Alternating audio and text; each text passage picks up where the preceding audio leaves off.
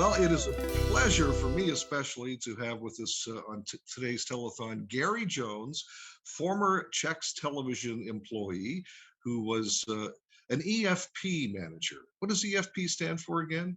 Field production. Yeah, you would go out and film commercials on location at clients' offices, buildings. That's what it is, yeah. And you were also involved in the telethon for many years as well. I not from the beginning, I'm assuming, Gary, but going quite a few years back, right? Oh, we can start right at the beginning. Really? Oh, yes. Yes. Okay. In fact, in the early 70s, we had our station manager was the late Wally Rowagan, a very, very proud Rotarian. And Wally came to the staff one day and he said, look, he said, the Rotary Club needs help with the telethons, which is now the Easter Seal telethon, right?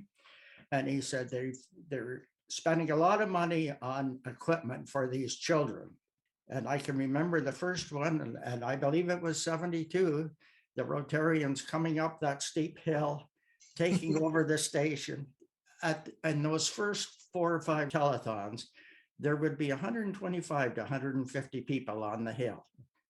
And you know what that would be like.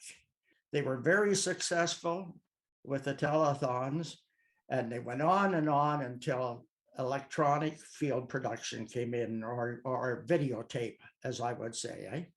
And Judy Carswell, who I called our little Easter bunny, she always came out before telethon time. Usually she came out around January, February, and was pushing telethons.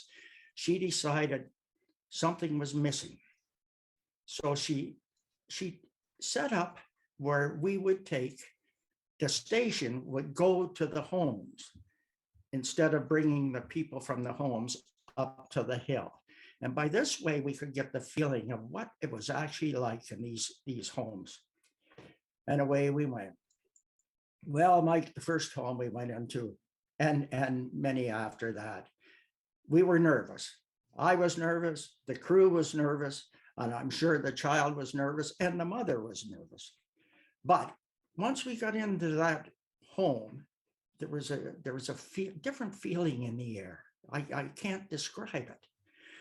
And we were setting up, but of course, back then, nobody had one of these. These were big cameras. They were, lighting and all that. And of course, the kids were nosy. Oh, they wanted to touch the camera. They wanted to play with the camera. They wanted this, they wanted that. But just as nosy was the crew, because the crew wanted to see what these fang-dangled chairs were like, or wheelchairs were, what they did in that. And they wanted to talk about the braces that kids wear and the walkers that kids have and the leg things and all that. And then we became a family.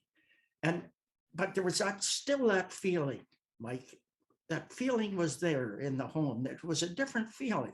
Can you put into words what that feeling was? Like it was obviously not like being in a studio, right? Oh yeah, completely different, completely different. And on the way back to the station, it was quiet in the station vehicle. And I'll tell you, when a broadcast crew is quiet, they're thinking something is going on, because nobody babbles like broadcasters, right? I got you in that one.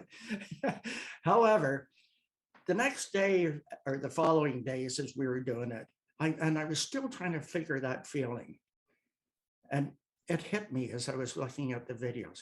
It was an aura of love, straight love, between the child, the mother, and between the mother and the child. I can't describe it. It gives you goosebumps. It just gives you goosebumps. Every home was the same that we went to. How these mothers do it, I have no idea, because believe me, it's a 24/7 job for them. And it really was. And then I got thinking, the world now, we're pretty well set as if you have a family, it's a 2-income family to support your home. Well, this mother can't work anymore. She's at home with her child and loving the child.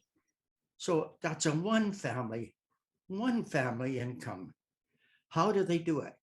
It's the Easter Seals Telethon that helps these people.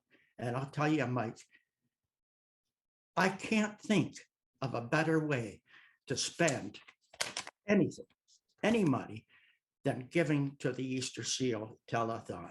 It'll make a person feel so good, and they'll just be up. So if people get on the phone and call when the telethon is on, I'll tell you, it'll give them a feeling of pride, and you are helping a child and a mother and a father and a family bring this child into the world, and they are all the same. They're the same as us.